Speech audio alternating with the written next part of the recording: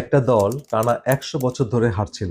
এতটাই বাজে খেলতো যে ইউরোপের এক নামকরা কোম্পানি তাদের কাছে সাইকেল বেচতে রাজি হচ্ছিল না। এরা চালালে তাদের ব্র্যান্ডের বদনাম হবে। তারপর একজন মানুষ এলেন, আর মাত্র ৫ বছরে সেই দলটাকে অলিম্পিকে নিয়ে গেলেন এক উচ্চ শিখরে এবং সারা বিশ্বকে কাঁপিয়ে দিলেন তারা তাদের ফলাফল দিয়ে।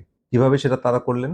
কোনো জাদু না, কোনো ডোপিং না, একটা সিম্পল আইডিয়া যেটা আপনার আমার জীবনকে বদলে দিতে পারে। সুতরাং ভিডিওটি না টেনে শেষ পর্যন্ত দেখুন। গল্পটা ব্রিটিশ সাইক্লিং টিমের। ১৯০৮ সালে থেকে ২০০৩ সাল, প্রায় ১০০ বছরের অলিম্পিকে তাদের অর্জন ছিল হাতে গোনা অল্প কিছু।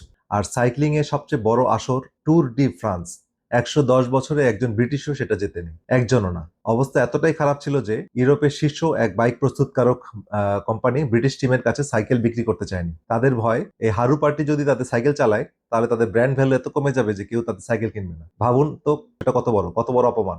২০০৩ সালে ব্রিটিশ সাইক্লিং টিমের জন্য একজন নতুন পারফরমেন্স ডিরেক্টর এসেছিলেন, বা ব্রিটিশ সাইক্লিং টিমে তাকে নিয়োগ দিয়েছিলেন। তার নাম ছিল স্যার ডেভ ব্রেইলসফোর্ড। সবাই ভাবলো উনি হয়তো বলবেন আমরা চ্যাম্পিয়ন হব, দ্বিগুণ পরিশ্রম করব, এই টাইপের বড় বড় কথা। কিন্তু উনি বললেন সম্পূর্ণ উল্টো একটা কথা। উনার ফিলোসফির নাম ছিল the aggression of marginal gains. বাংলায় সহজ করে বললে, সাইক্লিং এর সাথে জড়িত প্রত্যেকটা জিনিসকে ভেঙে ভেঙে দেখো, আর প্রত্যেকটাতে মাত্র ১% করে উন্নতি করো। আর সব ১% যখন একসাথে জমা হবে তখন ফলাফল হবে বিশাল। মাত্র ১%। মানুষ হাসাহাসি করলো, কিন্তু তারপর যা হলো, এই টিম কি করলো সেটা শুনলে আপনি অবাক হয়ে যাবেন। সাইকেলের সিট তারা নতুন করে ডিজাইন করলো যেন একটু বেশি আরামদায়ক হয়। টায়ারগুলো অ্যালকোহলে ঘষলো যেন রাস্তায় গ্রিপ সামান্য ভালো হয়। রাইডারদের জন্য ইলেকট্রিক গরম শর্টস বানালো যেন রেসের আগে পায়ের মাসল ঠিক তাপমাত্রায় থাকে। উইন্ড টানেলে বসে পরীক্ষা করলো কোন পোশাকে বাতাসের বাধা সবচেয়ে কম। এমনকি এমন সব জায়গাতে হাত দিল যেগুলোর সাথে সাইকেলের আপাত কোনো সম্পর্ক নেই। ডাক্তার এনে শেখালো সঠিকভাবে হাত ধোয়ার নিয়ম, যেন খেলোয়াড়দের সর্দি কাশি না হয়, একটা প্র্যাকটিস ডেও যেন মিস না হয়। প্রত্যেক খেলোয়াড়ের জন্য পরীক্ষা করে বের করলো কোন বালিশ আর ম্যাট্রেসে তাদের ঘুম সবচেয়ে ভালো হয়। তারপর হোটেলে হোটেলে সেই বালিশ ম্যাট্রেস নিয়ে যেত তারা। টিমের ট্র্যাক যেখানে সাইকেল চালানো, সেই ট্র্যাকের ভিতরটা সাদা রং করলো যেন সামান্য ধুলাবালিও চোখে পড়ে, কারণ ধুলা জমলে সাইকেলের ফাইন টিউন করা যন্ত্রাংশের পারফরমেন্স। তো এক একটা শুনতে তুচ্ছ, তাই না? হাত ধোয়া দিয়ে অলিম্পিক জেতা যায় নাকি? কিন্তু এবার ফলাফলটা শুনুন। মাত্র ৫ বছর পর ২০০৮ সাল Beijing Olympic, British team road ও ট্র্যাক সাইক্লিং এ 60% গোল্ড মেডেল জিতে নিল। সবাই ভাবলো ফ্লুক। তারপর ২০১২ সাল লন্ডন অলিম্পিক, ব্রিটিশরা ৯টা অলিম্পিক রেকর্ড আর ৭টা বিশ্ব রেকর্ড ভাঙলো। সেই বছরই ব্র্যাডলি উইগিন্স হলেন ১১০ বছরের ইতিহাসে প্রথম ব্রিটিশ যিনি ট্যুর ডি ফ্রান্স জিতলেন। আর তারপরের ৬ বছরে ব্রিটিশ রাইডাররা ট্যুর ডি ফ্রান্স জিতল ৫ বার।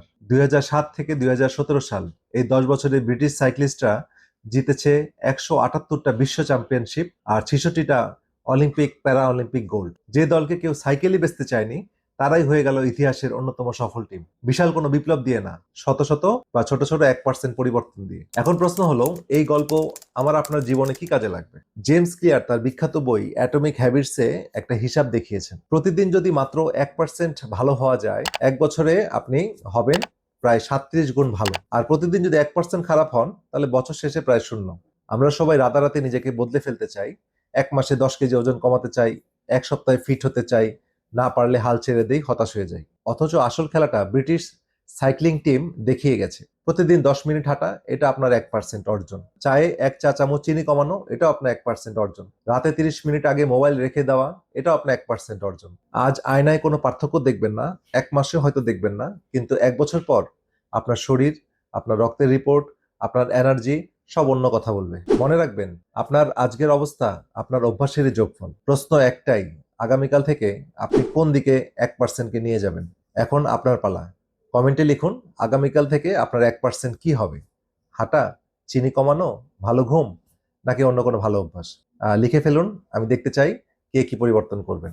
আর ১ মাস পরে এই কমেন্টে ফিরে এসে জানাবেন পেরেছেন কিনা। ভিডিওটা ভালো লাগলে লাইক দিন, আর এমন একজনকে শেয়ার করুন যার জীবনে এই ১%-এর গল্পটা খুব দরকার। আর স্বাস্থ্য নিয়ে এমন সহজ ভাষায় জানতে চাইলে পেজটা ফলো করে রাখুন, কারণ আপনার সুস্থতাও শুরু হয় একটা ছোট্ট ১% দিয়েই। আর হ্যাঁ, এই ভিডিওতে যে গবেষণা আর তথ্যগুলো বলছি তার সবগুলো রেফারেন্স কমেন্ট বক্সে দিয়ে রাখছি, আপনারা দেখবেন, দেখে নেবেন। তো দেখা হবে পরবর্তী ভিডিওতে।